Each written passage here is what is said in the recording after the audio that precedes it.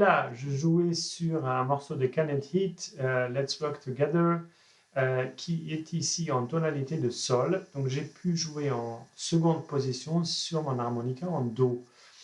Imaginons que j'ai uniquement mon harmonica en si bémol sous la main et la tonalité est évidemment différente. Qu'est-ce que je peux faire si mon playback est dans une tonalité qui ne correspond pas à mon harmonica? Eh bien, je peux me servir du logiciel Audacity pour changer la tonalité. Je vais vous montrer comment utiliser Audacity pour changer la tonalité.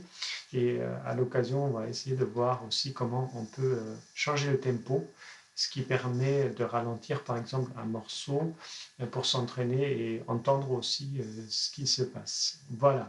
Alors, ici, j'ai mon logiciel Audacity déjà ouvert. Avec le menu Fichier et Ouvrir, je peux ouvrir mon fichier qui est ensuite affiché avec sous forme de courbe. Alors, Audacity supporte par défaut les formats MP3 et Wave grâce à des plugins que nous pourrions éventuellement voir à une autre occasion. Donc, grâce à des plugins, on peut aussi ouvrir des formats de fichiers différents. Voilà. Alors, essayons de voir un tout petit peu plus en détail comment ça se passe. Ici, j'ai mon morceau.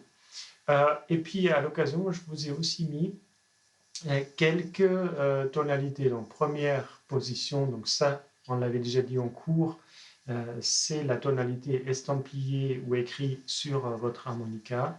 La seconde position est celle où notre tonique, notre note de base, se situe sur la case 2 en aspiré.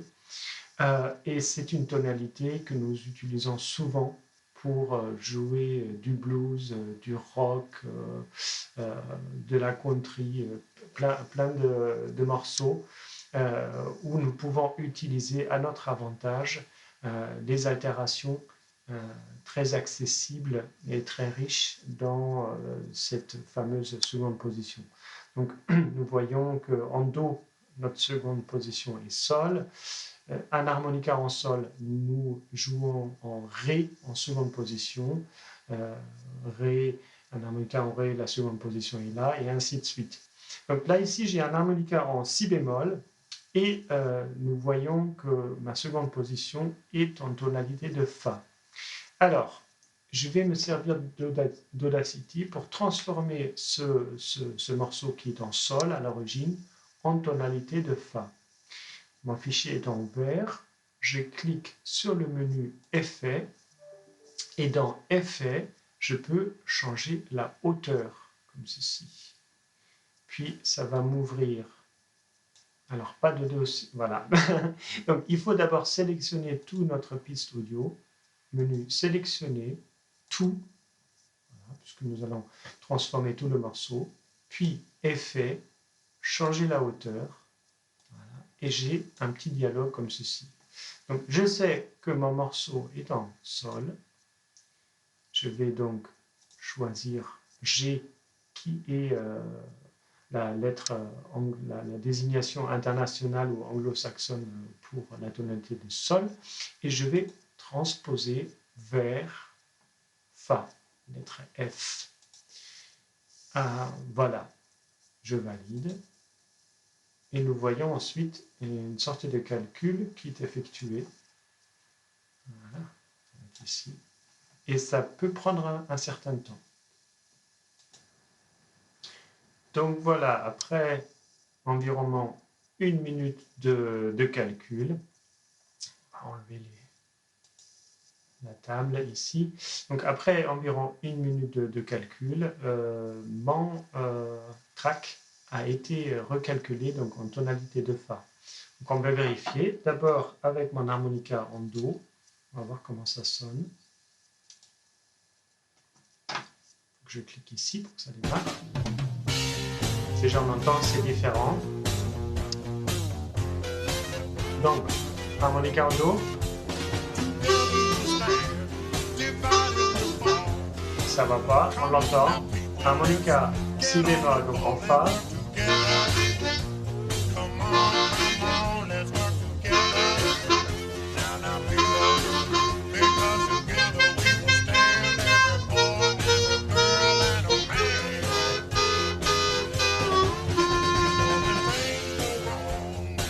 voilà, on va arrêter. Donc nous avons bien passé notre morceau de sol en fa.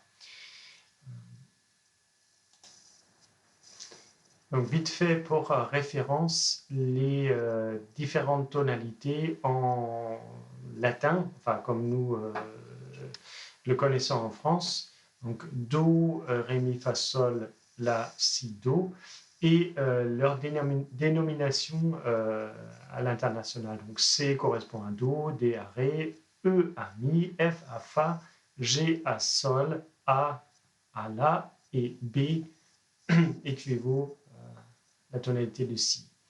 Puis les bémols et les dièses, ça c'est identique. Voilà. Donc maintenant, je vous montre, donc on désactive ça, voilà. Maintenant, je vous montre comment on peut ralentir ou accélérer un morceau. Donc à nouveau, nous allons tout sélectionner, puis dans Effets, changer le tempo. Changer la vitesse est une combinaison de changements de tempo et de hauteur, mais lorsque nous changeons la vitesse de façon arbitraire, la hauteur peut aussi changer de façon arbitraire sans forcément à l'arrivée de se retrouver avec une tonalité juste. Donc changer la vitesse n'est pas quelque chose que nous pouvons utiliser. Donc changer le tempo. Nous allons pouvoir ralentir ou accélérer notre morceau sans changer la hauteur des notes et donc sans changer de tonalité. Un pourcentage négatif va ralentir et un pourcentage positif, nous pouvons utiliser ce petit curseur ici, voilà, positif va accélérer le morceau. Alors, pouvons utiliser pré-écoute, voilà, accélérer, etc. Ou bien en négatif, ce qui va être le plus utile, le ralentissement.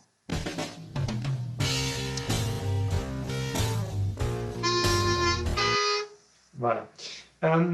Donc, lorsque nous cliquons sur Valider, à nouveau Audacity va calculer, ça va un peu plus vite que le changement de hauteur, et puis nous pouvons utiliser toute la piste.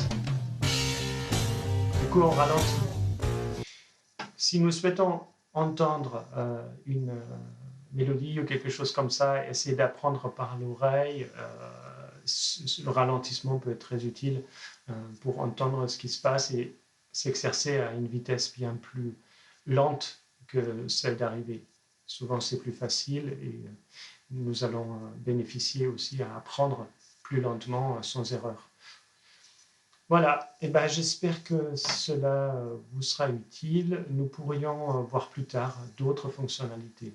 Je vous mentionne encore une chose, c'est le téléchargement du logiciel Audacity s'effectue sur le site internet dans l'adresse là ci-dessous, www.audacityteam.org. Et puis vous allez ensuite arriver sur la page que vous voyez à l'écran. Vous pouvez télécharger pour Windows, Apple ou Linux. Voilà. Et une dernière astuce, une fois que vous avez installé Audacity, rendez-vous dans Télémétrie et vous pouvez désactiver l'envoi des données de télémétrie, comme ça aucune donnée de votre part n'est envoyée au développeur. Voilà, allez, à bientôt.